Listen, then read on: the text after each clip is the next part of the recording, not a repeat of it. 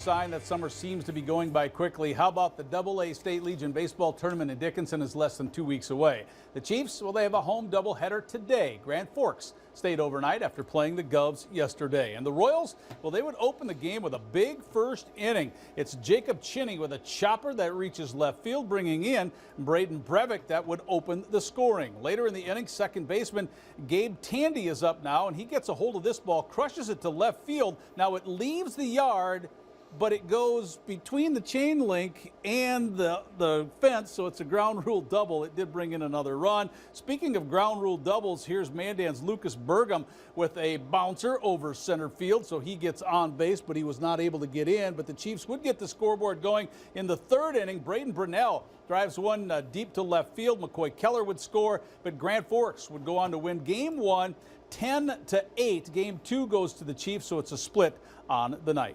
Elsewhere, the Governors go down to South Dakota and beat Pierre by 10 runs twice. West Fargo wins the first game out in Dickinson. Game 2 had a little bit of a rain delay. The Reps and the Metros split their doubleheader, while the Capitals take 2 from the A's. Well, the Larks and the Hot Tots play on Saturday in Minot and Sunday in Bismarck. If you cannot make it to the ballpark, then we will televise those 2 games for you this weekend. Tonight, Bismarck is in Eau Claire, Wisconsin, and this one was a high-scoring game. Just the second batter of the game scores the first run. It's Bismarck's Dante Leach sending that one over the right field wall. It's a solo home run. This game was tied at 3 in the third when Luke Struka hits a blast to right. It's part of a 5-run inning for the Larks. In the fourth, Bismarck scored 6 times. The Larks added 4 more in the fifth, and they just kept on scoring. Here they score another one here. How about this final? 21-18, the most runs scored in Northwoods League history in a single game.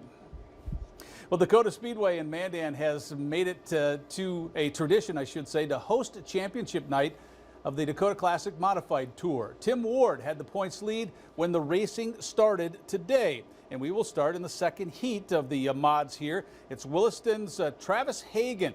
Second overall going into the day. He would take his heat, win it by a large margin, which moves him into the A main. Now the next heat featured another North Dakotan getting ahead and holding it. This is Drew Christensen of the Magic City. He started on the pole, would stay there, and he would advance to the A main as well by winning his heat. The fifth heat of the night, though, featured the tour leader. That's Tim Ward. We heard from him at 6 o'clock. He did not lead until the final lap. He was in the back. He passed a bunch of cars.